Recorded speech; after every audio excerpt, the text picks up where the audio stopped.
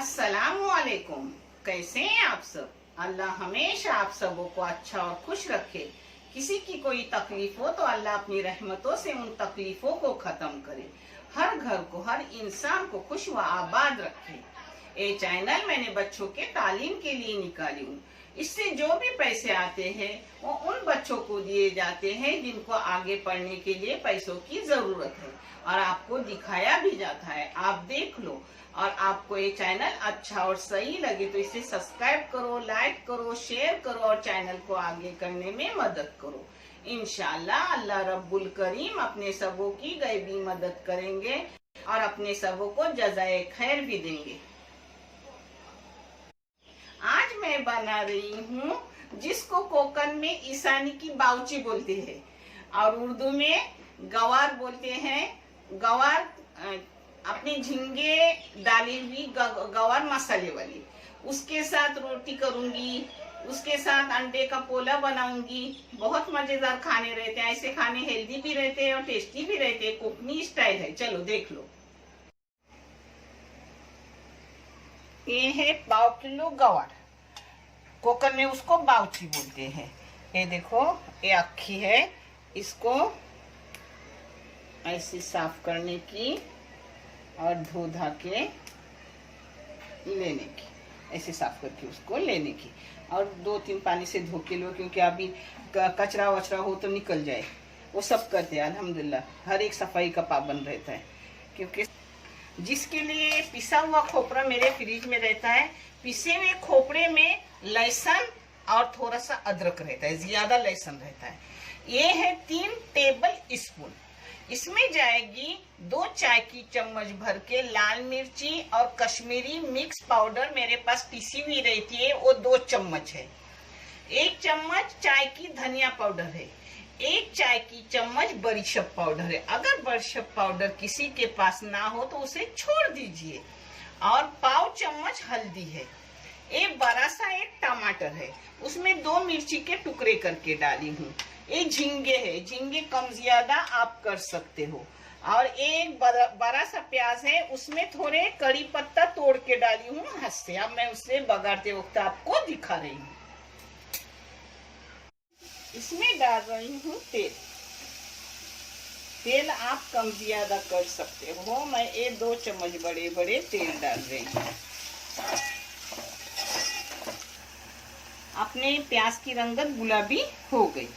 इसमें डाल रही हूँ 1 चाय की चम्मच भर के नमक। नमक आप अपने टेस्ट के मुताबिक और क्वांटिटी के मुताबिक डालो। इसमें डाल रही हूँ ये सब मसाले। इसको अच्छे से बगाड़ने का, इसको अच्छे से भूनने का 1-2-3 मिनट, यानी मसाले का कच्चापन निकल जाता है। कोई भी चीज तुम अच्छे से भूनोगे तो अच्छे से हो जाएगी। भूनने का, इसको काला नहीं करने का, जलाने का नहीं। इसमें जा रही है गवार अपनी सब। इसको मिक्स कर रहे हैं।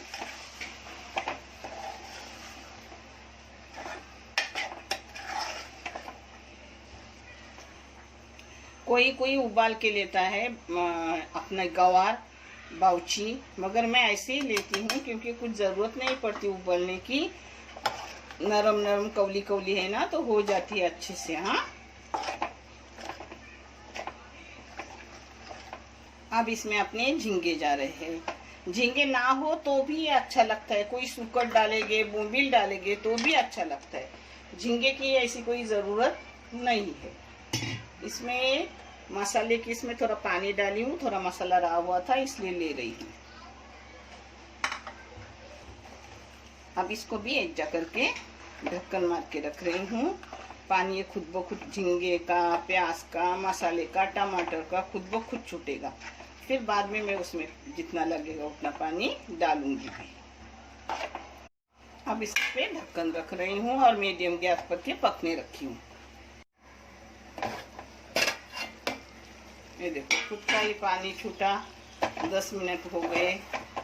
आधी अपनी गवार हो गई, बाउची गवार कुछ भी बोलो। अब इसमें पानी डालूंगी साइड साइड से, यानी साइड भी अपनी साफ रहती है।